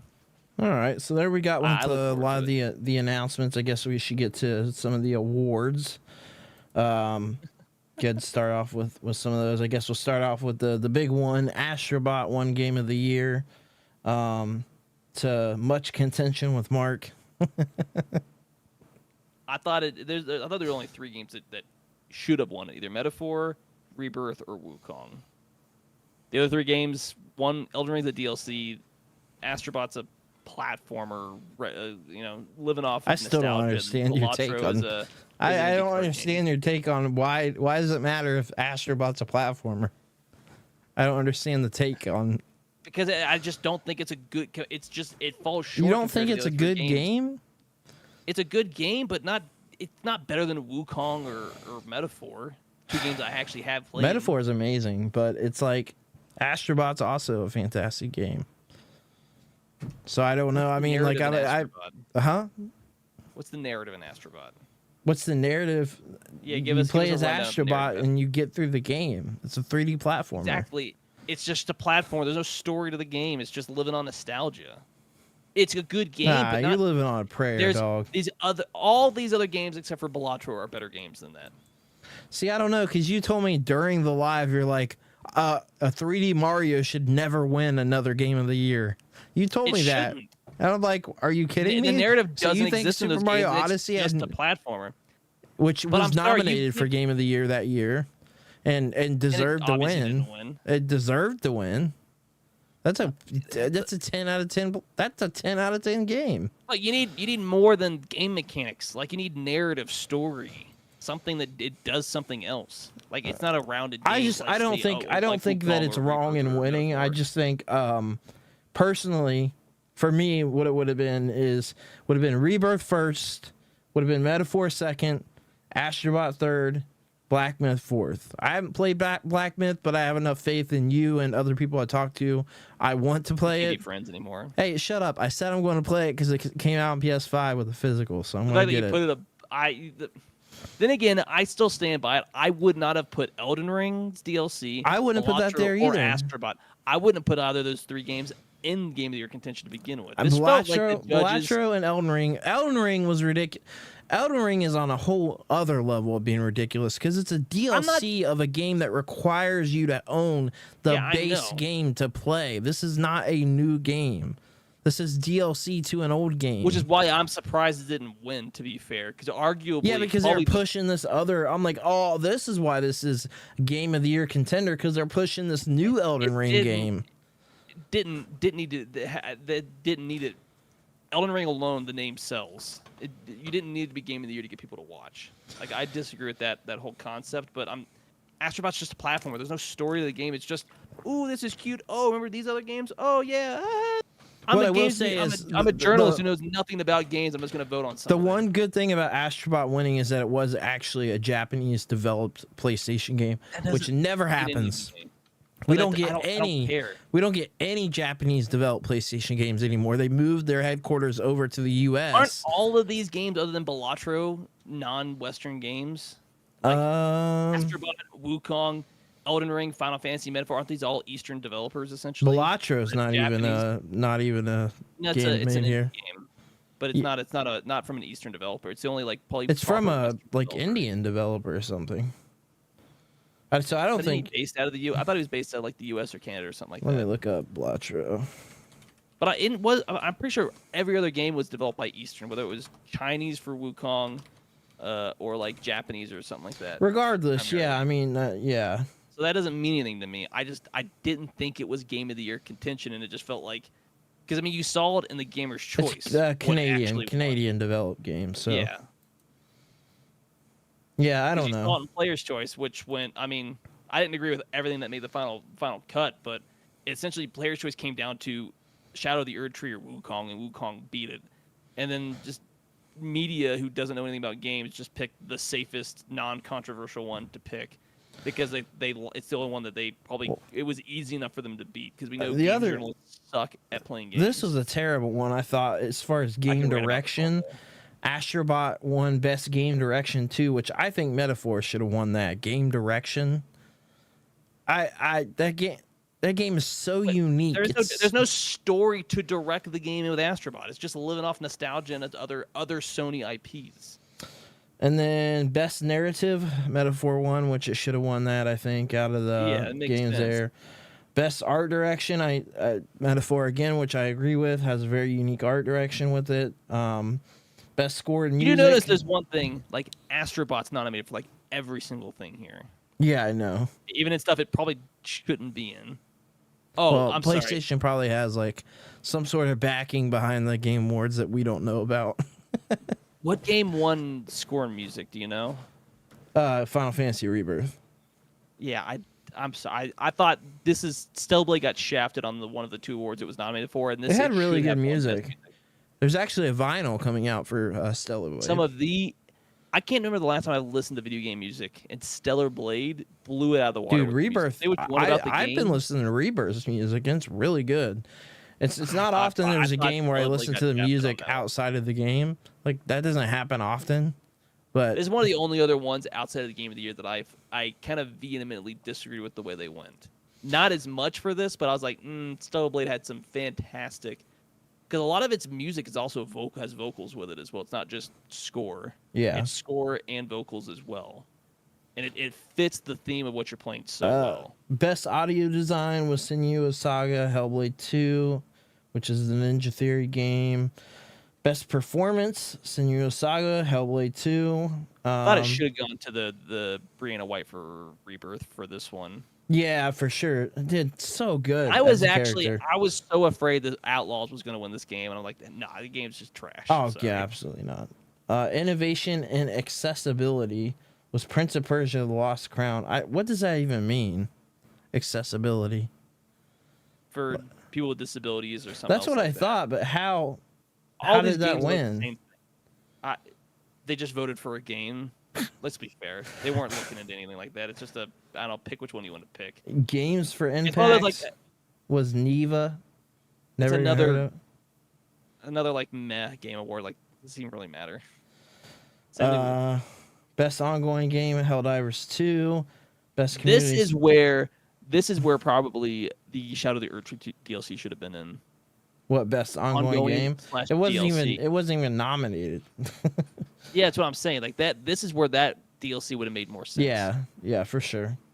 But ongoing, I didn't really care for any of those games, to be fair. Well, you just said you want to play Helldivers 2. No, yeah, but the award is kind of pointless. Yeah, like, that's subjective to whatever MMO or live service game that you play. I gotta pull up something every single while you're live service talking. game on that list. I gotta pull up something while you're talking. Or like 4 of those are live service games. One's technically an MMO, I believe. Final Fantasy 14 is an MMO. Okay, so Elon Musk tweeted today. He's playing Path of Exiles 2. Oh my god, he has so many tweets. It's so hard to get through. He tweets a lot and retweets a lot about video games. A lot. Like I just scrolled through like 4 that were about games just today. Trying to find the exact one. Hold on. Oh, right here. He tweeted he took a picture and said Path of Exile 2 wasn't even using a macro, LOL, and it says disconnected. You have been kicked for performing too many actions too fast. He's hilarious. Dude, like this is it's funny. Yeah, I actually kind of wanted to add that to the list to play because everybody keeps talking about it. And it's not my type of normal game, but neither was Age of Empires or some of the other stuff that, like, Helldivers 2 isn't really my type of game either, but I still want to play it and check it out. That'd be interesting to check out. Multiplayer game. Dead silence. Sorry, I wasn't prepared. I was trying to pull something else up. Oh, you're good. Did you care for about, what's that, community independent game? I think Bellatra won that one. Bellatra won, yeah. Not surprisingly. Same thing with the debut indie game. Bellatra again. Best mobile game, Bellatra. Best VR game, which this should have won, was Batman Arkham Shadow. I've heard nothing but fantastic things about that game. That is actually couldn't potentially be a system seller from the MetaQuest 3 for me because I love the Arkham games. And apparently this game is really good. built from the ground up for VR, so it's not a VR thrown in mode. It's an actual full on VR adventure action adventure game. Yeah, those are the best games because it's a whole separate way of playing a game. Like I probably could have gone without getting the MetaQuest 3 at all, but like when they announced that, I was like, oh, I actually want to play this. It's from Oculus Studios. It's from the studio that developed the headset. So like they know their way around the hardware. And like you talked about, you said you were going to pick one up a while ago. You talking to somebody at GameStop or something, and it kind of put it in my head. I was like, you know, I kind of do want to have one of those. I'd like to have a headset where I don't have to be hooked up to something. Because right now at the PSVR 2, I have to be hooked up to the PS5, which is really the one annoying. negative, and I get it gives you more fidelity with the screen with it being plugged in, but not having that cord. And if I want to, I can plug it in my PC for more power, right? Like you get more horsepower. So now I can do that. That I'm not sure. I have to double check. Because I've got the PC adapter for the PSVR 2, but I still haven't used it yet because I don't know what games. I don't have any VR PC games. So. No, fair enough. Yeah. Anyway, I just don't know what to pick up. Which game won Best Action Game? Do you know? Black Myth Wukong. Oh, okay. Yeah, Elon did a whole did post completely saying his hardcore character died and he was sad about it. Yeah, right. Dude, it's wild. Best action adventure game, Astrobot. Best RPG, Metaphor. It's the only thing it was like nominated for and it lost. Wait, what is it? The Zelda game. Yeah. I feel like that. See, for that one, I think I would have picked Echoes of Wisdom for best action adventure game, because Astrobot to me does not scream adventure. Yes, it's an adventure 3D platformer, but action. It's sitting here like, why is this even nominated? In a category it's not even doesn't fit in really. And it would have been nice to see that Zelda take home something, because it is a very good game.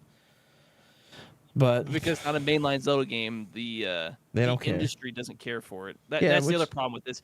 90% of what won these awards was journalists that aren't even primarily game journalists. Yeah, you look back. I think it should be. I can pull up the list. I can pull up the whole list of everybody backing the Game Awards. NPR is one of them. What? Yeah, that's the problem. These votes should, at the very least, be 50-50 between the fans and the industry. I think the industry should have less than 50% say on these awards, personally, but I don't get to make those decisions. If I had made those decisions, this would be purely off fan vote and fan vote alone. Tell me that this is bullcrap. There's actually an article that came out today that said why the 2024 Game Awards dialed back its Hollywood element. Why did it feel like there was more crap in the? It didn't dial it back. It felt like there was more. Felt like there was more crap in it. You're being gaslit by journalists. That comes from Variety.com too. Yeah, shocker. Yeah. Here's why you should watch it again and give them more money so we can profit off of it. And there's another article why they dialed back Hollywood promotion. It didn't to me feel like they dialed back Hollywood promotion. We kept complaining about it during it. It's in LA. Why would they dial it back? I mean, they had Snoop Dogg there for Christ's sakes. How's that dialing it back? That's not dialing. And he performed his new song and everything. So yeah, that's what I'm saying. Like that's the epitome of celebrity endorsements. Yeah, I definitely didn't dial it back. Nope, not at all. So, what do we got next for the awards? Best RPG. Best RPG. What one? Metaphor? I don't know. The site that I have isn't telling me. Oh, let's see. So I don't have the actual winners in front of me. Best RPG was Metaphor. Best fighting game was Tekken 8. Let's see, we got best family game was Astrobot. Sorry, Sparking Zero got shafted. I was supposed to say that. Yeah, it definitely got shafted. I got shafted. I thought for sure either Dragon Ball or Marvel vs. Capcom Fighting Collection. Both one of those two should have won for sure. Yeah, but 100%. Jamboree should have won Best Family Game. Yeah, that game is so good, man. We played it multiple times. I want to play it again. Game. Like, I'm sorry, it's like the only multiplayer game family game on here that makes actually sense that the family would sit down and play. Like I thought Jamboree was like. I thought it was the best Mario Party to come out, and I said it was the best since 2. And I own all the ones on the Switch. I own the Wii U, the 2 that came out on Wii U. I own Mario Party 8 on Wii. Yeah. So I thought Unicorn Overlord got shafted on Best Sim because it went to Frostpunk 2.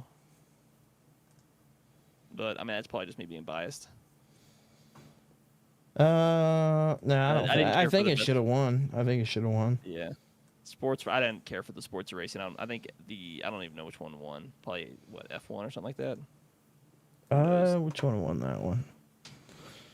I have to keep going back and forth between articles here. Yeah, it's the best esports game was League of Legends. Best no, it's best sports racing. Oh, esports FC 25.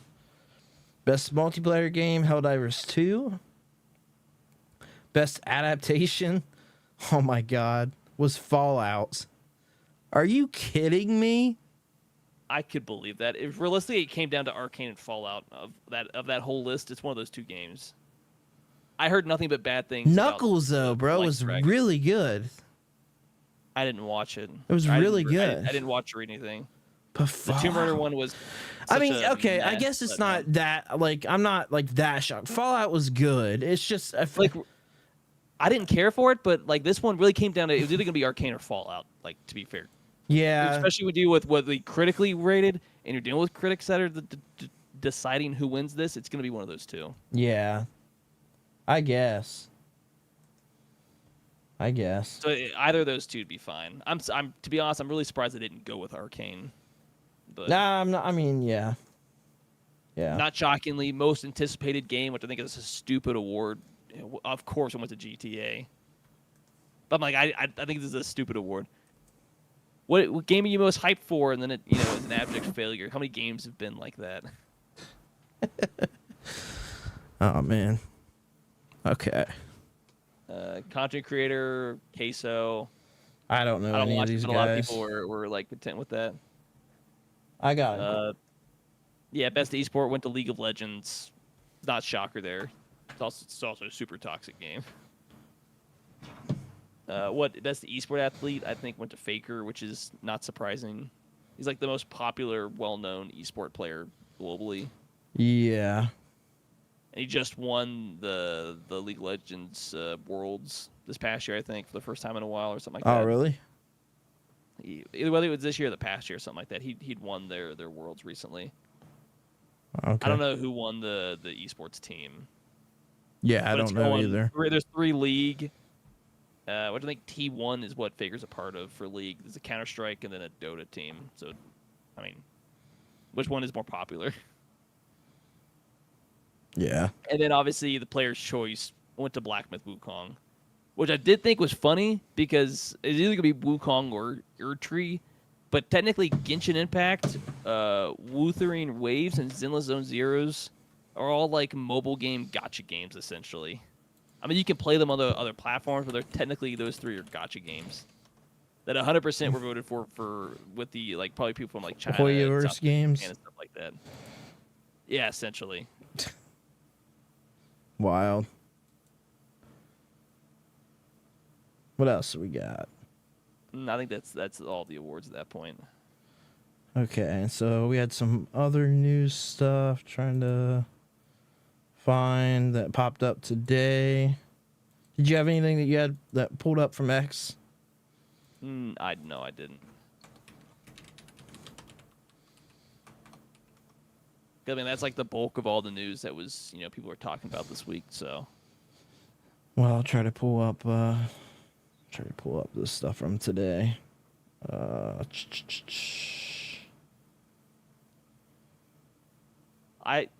mean, talk about here's one of the big things from today. I'll go ahead, bring it up. Okay. No, I guess you can go. Go ahead. No, I was gonna say someone said it. It's like Vilgar Bros. We won. Nude mods are finally here. It's like a meme. It's a meme of a meme. Yeah, pretty much. Meme of a meme of a meme. No, so one of the other big things was of no surprise at all. End of Suicide Squad means more layoffs at Warner Brothers. So Suicide Squad is getting shut down. Saw that coming a mile away. It says, as predictably as night following the day, the last gasp of Suicide Squad, Kill the Justice League seemingly resulted in lost jobs. A CBC Radio Canada report says WB Games Montreal has eliminated 99 jobs, primarily among keywords, subcontractors working on its QA team. One source told the site that employees were informed that there wasn't enough work to justify their continued employment during a video conference meeting on Monday. Employees impacted by the cuts were then given two options at a second meeting: accept assistance in finding a new job or sign up for a recall list for when work becomes available.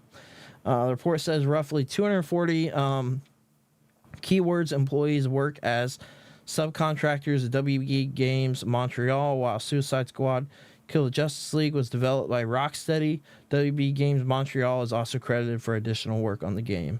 Actual layoffs are expected to occur in 8 weeks, according to the report. Some employees expressed frustration at the short notice of the cuts. There was apparently no talk of layoffs at the company's biannual meeting in late summer, and sources said they were told there would be enough work to keep them on. So yeah, this is more people for 2024 losing their jobs in the game industry. But when a game like this does so terrible, and is just an absolute piece of dog crap, unfortunately, things happen, so. Yeah. What's your thoughts, Mark? I mean, it's just, at this point, it's just inevitable. I mean, if you don't want to get laid off, don't make bad games. Kind of where I stand on some of this stuff. Yeah. I mean, at this point, we're just kind of like retreading stuff that we've kind of already hit a million times at this point. Kind of feels like it just keeps happening. Yeah. I mean, I'm not going to feel empathetic for you. I mean, like, you didn't give gamers what they wanted, and you didn't sell. Like, it's not that hard. Yeah. Yeah. So. Well, did you have anything else that you wanted to bring up? No, I mean, nothing that I've seen for the most part. All right. I mean, there's plenty of controversial stuff I could probably bring up, but I don't want to talk about it right now. So. Oh, what is it? Let's hear. Now you already have my attention. Let me pull it back up. I don't want to bring it up, but we're going to talk about it. If it has anything to do with the guac in your Rory, I'm going to be real angry. And it has to do with comments made by the... Mark's ignoring the Twitch chat. Jeez, that's so rude. I just pulled it up. I was like, jeez. Dang, Mark. No, so these were comments made by the new voice actor for the new Intergalactic game, essentially. Where it's like the whole, like, you can't... Reinforcing the whole... what would you want to call it? Androgynous, non-binary stuff, where it's like, you can't just accept it. You must embrace it, and some other stuff that she said in an interview recently. Oh my gosh! Interesting.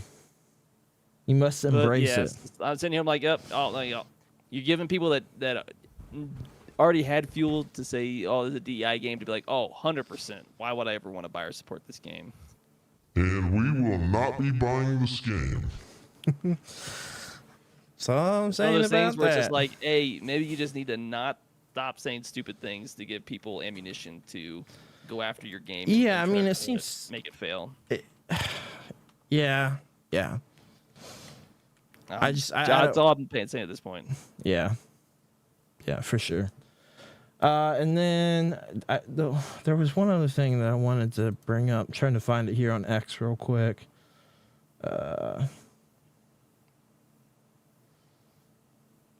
Maybe I can find it. Oh, yeah, this is it. Not big news, but for series that I care about, that are very niche series. Hyperdimension Neptunia Rebirth Trilogy and Death End Request Code Z for Switch are canceled for the West. So they will not be coming out here. And I love the Hyperdimension Neptunia games. I've been a big fan forever. Absolute crap. What? I'm just saying it's absolute crap. Yeah, and it really frustrating. And it says the Switch versions of, I'm not going to say the full titles because they're very long, but Rebirth 1, Rebirth 2, Rebirth 3, V Generation, and Death End Request Code Z will no longer be released in the West due to the contents not complying with Nintendo guidelines. Publisher Idea Factory International announced. A Western release was originally planned for May 21st, but Death End Request Code Z did launch for the PlayStation 5, PlayStation 4, and Switch on September 19th in Japan. Idea Factory International clarified the PlayStation 5 and 4 versions will still launch in the West, so just the Switch versions won't be coming out, which I would have been picking up for sure because those are, to me, Nintendo titles. Like, I've always picked those up. That makes sense to me. It's on the Switch in Japan, but not in the U.S. Yeah, it makes no sense. How does that make any damn sense? More censorship stuff. More censorship. Because it just doesn't make. It's still on a Nintendo platform. Yeah, in it Japan. doesn't make any sense. It's okay in Japan, but it's not okay here. Yeah, where if you ask me, there's I don't know. I have a lot of opinions because let's go to the Switch Online store and see how many games. Are how many hentai games there are on there right now. Let's be real with the consistency of what Nintendo said. Yeah, it makes no sense. If you go on there right now on the Switch eShop, you will find at least a dozen hentai games right in your first 100 search. Like, no doubt. You can get Doom on your Switch. It's as gory and as bloody and violent as he can get. Yeah, but, it makes no sense. We don't like anything that's the hint of I don't know. And then I guess I will mention a couple of other things. There was a couple of Godzilla things for today that I figured might as well just go and throw in because we love Godzilla. This is really cool to see, but Criterion Collection. You're aware of Criterion Collection, right, Mark? Yeah. Okay. They are releasing Godzilla vs. Biollante. It will be released in 4K Ultra HD this March and will reportedly feature a new digital restoration. So I will definitely be picking that up for sure. I'm really excited about that. You got it in your 4K Ultra HD. I love Criterion Collection. Big fan. A lot of good movies there. Yeah, there really is. And they always put out good stuff for Godzilla. But also, today is the anniversary of Tokyo SOS, so I wanted to bring that up as well. I love that movie. Oh, nice. With Mecha Godzilla and Mothra and stuff. So, a couple things there. And also, last Godzilla thing, they did announce that King of the Monsters is to take on Marvel Comics Across the Eras in Godzilla vs. Marvel in 2025, which was announced yesterday. So he'll be taking on various Marvel characters all throughout time somehow in some way. So I will definitely be reading this run because I love Godzilla. I don't know how it's going to work, but Godzilla's fought Marvel before in the past, so be interesting. But a couple Godzilla things for you Godzilla fans that watch and listen. All right, Mark, what do you got for us? You got anything for us closing? No, I think we got everything. All right. Can we find us anywhere? Find us anywhere. Oh, you know where they can find us. Where do they find us? Me. Oh my god, you're annoying me. I'm annoying you. Oh my god. You find us over on the Facebook, Twitch, YouTube, Kick, Instagram, TikTok, Twitter, X, Blue Sky, Threads. Everything, all the socials are down in the description below where you can find us as well. I mostly meant like update on the Anime Junction Cast stuff before to promote that. Then you should have said that. That's what I was saying. You said where can you find us? The other show within the show. Socials. Yeah, well, that too. Of course, follow us on social media, which, like he says, and everything down below. But wanted to promote the other stuff that we're doing because we're, You need to not be so damn vague with it, then. Jesus, you got an attitude tonight. Just a bit. But no, obviously we got the Anime Junction Cast and some more anime content as well coming on the Junction Network. So go check that out. That'll be out every Sunday is when the Anime Junction Cast comes out. as well as we have publishing some clips for it, a little bit shorter, some more digestible stuff if you just want that as well. Yeah, for sure. Good stuff. So, yeah, we'll see you guys all later. Again, we'll be live. If you're watching live right now, we are live every Saturday, 8 p.m. Eastern Standard Time, playing new games. Tomorrow we are, of course, if you're watching live, for this week, we're playing Warhammer Space Marine 2. And then what did we decide for community stream next week? So audio listeners know. I don't think we did. We said we were going to decide today. Yeah, we didn't. we didn't bring it up. But I did want to at least announce it so there's a week ahead because tomorrow will be a week. So, Pick something. I don't know. Play, can we do Helldivers 2 as a community game? Because we already wanted to play. Probably. Yeah. Okay, let's do Helldivers 2. So this week we'll do Warhammer, and then we'll do Helldivers 2 next weekend. So, but then again, of course, Game Junction Podcast for our audio listeners is live every Friday, 8 p.m. Eastern Standard Time on YouTube and Twitch. So you can catch us there. Definitely love to see some of our audio listeners watching live with us, hanging out, having fun, getting shouted out in the comments, and harassing Mark. So we'll see y'all later. Oh, okay. Have a good one, everyone. We'll be back soon with more content. Peace.